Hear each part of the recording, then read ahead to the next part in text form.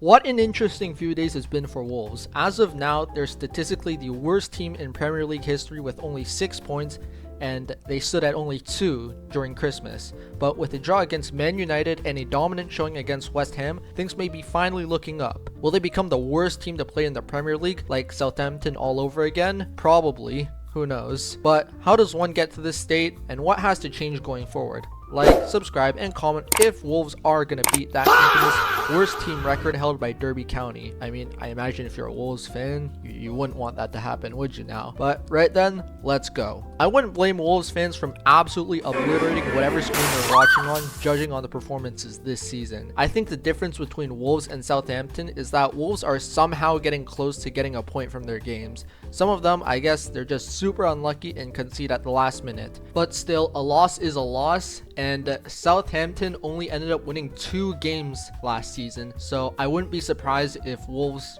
just hit that number or they don't win another game for the rest of the season. But they'll get relegated in late March, I will call it now. Out of their 16 losses, they should have won like 3 of them, like Arsenal away where they were straight up unlucky with 2 that don't seem like their fault. They were also getting a lot of chances of coming back against Liverpool late on after giving up 2 goals blindsided, so that just proves at the professional level, you have to lock in from the first second, and some may not grasp that concept yet. And you know what, let's throw Burnley in there as well. They're really unlucky not to get at least a point. They can never last a full 90 minutes without having at least one crucial mistake. Their management isn't helping much either, as Vitor Pereira cannot get his team to win, getting him the sack. And in comes Rob Edwards, where I think he says that coming here from Borough was like the worst decision of his life. And I wholeheartedly agree. At this time of recording, they're second in the championship and are probably going to get promoted.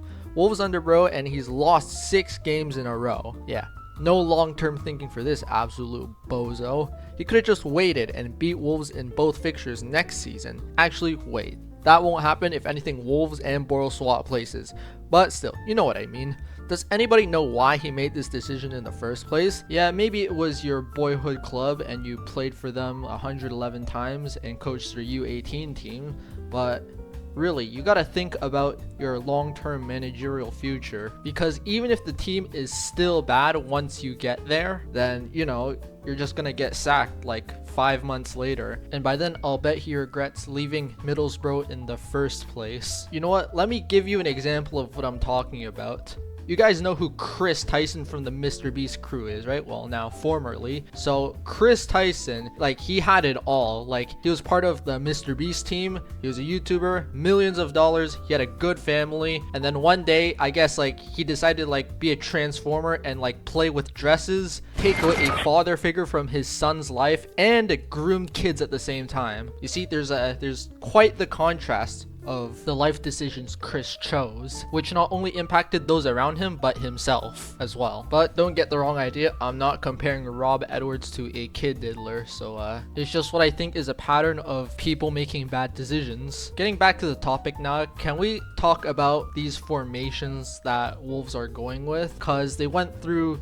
3 different types of 3-back formations and none of them worked. They've lost in all of them. That 5-back stuff doesn't work either unless you have super pacey wing backs that can transition to the wing, which they don't. The only time where they've gotten some sort of significant result, whether it be a draw or a win, is when they play 4-back. Why haven't they just stuck with that? Why isn't Vitor Pereira just stuck with like the 4-3-3? Because I guarantee if he did, he would have won more games and he would have kept his job. The upper management has no idea what they're doing too, honestly. Chairman Jeff Shi steps down after loads of criticism, downward performances, and questionable decision making at the club's expense. And in comes interim chairman Nathan Shi. No, they're not related. I was also surprised to find that out as well. So this ain't the Nepo baby stuff. And he's not off to a great start, picking up where Jeff left off with that 2-0 defeat to Brentford. Both of these guys at the Fosun Group have no type of background in football, which just sends a clear message to the fans. You guys are a cash cow, just another stock, and we couldn't care what the fans think. Because given their downward trajectory, who else is going to want to give Wolves a chance? Elon Musk maybe? But snap back to reality for a bit. If Nathan Shi doesn't get the permanent role, sources say they're still gonna have someone from the Fosun Group to do it.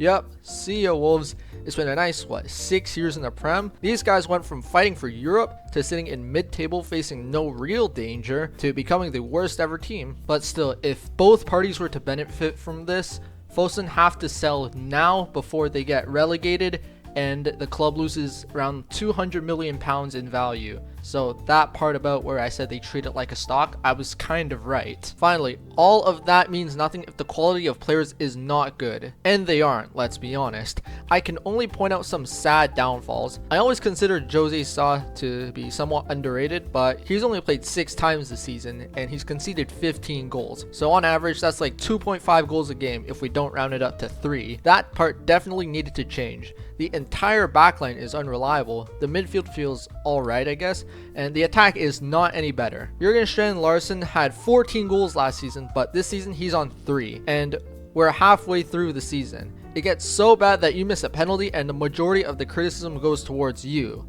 He does deserve it, I won't lie though.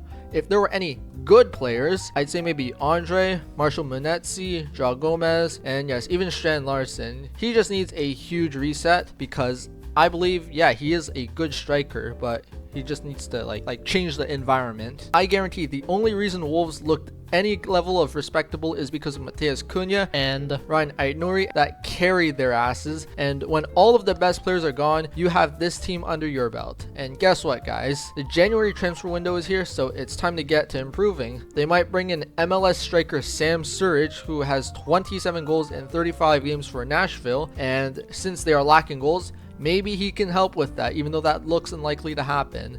See what I mean? Everybody wants out. Everybody of significance anyways. And anybody that wants to come in, we have no idea if they're going to be good or not. Oh yeah, you guys remember Radu Draguzin? Honestly, I forgot bro existed. It feels like he's been injured for an entire year and a half now, and he is not going to make that much of a difference if he does go to the big Wolverhampton. At the end of the day, it's crazy to think that this was a team with Diogo Jota, Pedro Neto, Ruben Neves, their greatest player of all time, and Vitinha. All of these guys went on to do great things in the beautiful game and earn a lot of money as well, so you know, and it seemed like a great factory for Portuguese players to shine. And I think it's fair to say if Wolves finish with less than 8 points this season, just liquidate the club, blow the stadium up, I don't know, because you are never going to live it down as a Wolves fan, and the entire city will be known for just being bad.